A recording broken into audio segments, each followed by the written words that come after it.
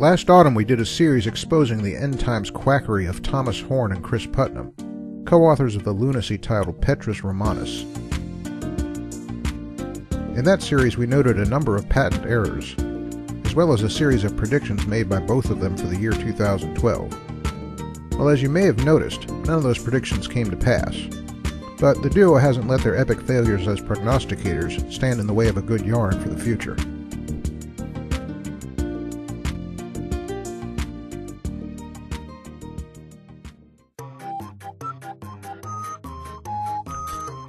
As those who saw the earlier series will recall, Horn and Putnam have welded themselves to the idea that the Pope that would follow Benedict XVI would be their Petrus Romanus, or Peter the Roman.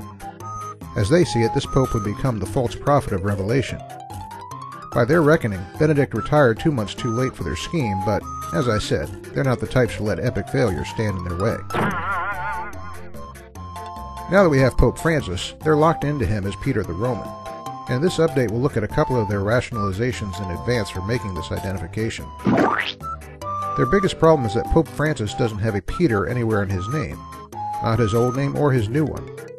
So how to pound that square peg of a pope into the round hole of their prognostications?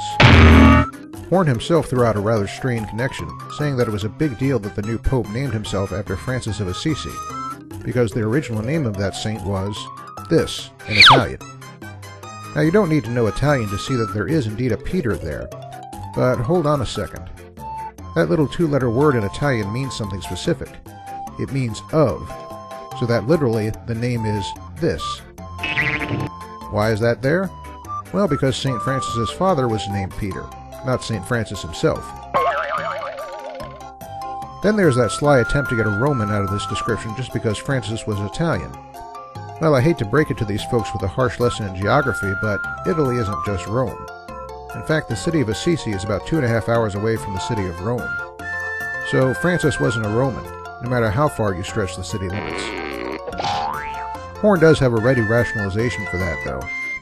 In his words, if any Italian is elected, that would be a fairly transparent fulfillment.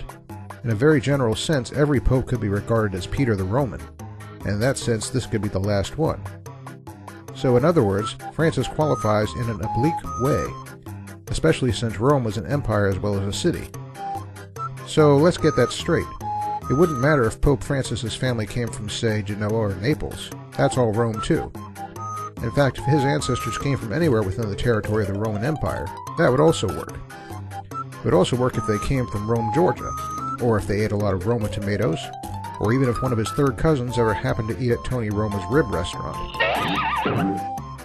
Finally, we can consider Putnam's own rationalization, which probably needs its own laugh track. In essence, Putnam spins the matter so that the clear failure to find an accurate fulfillment is actually a roaring success, because the fulfillment is enigmatic, and that it didn't matter because any pope would have worked anyway.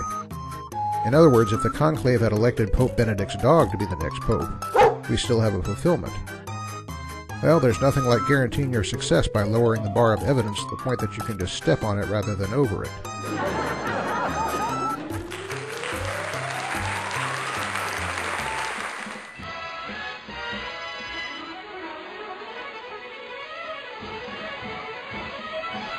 As of this moment, Horn and Putnam are working on a new project, one that looks to be even nuttier than anything else either of them has put together so far.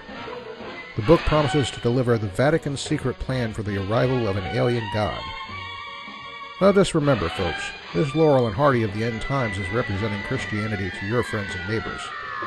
So make your denunciations in advance, and be as loud as you can in making them.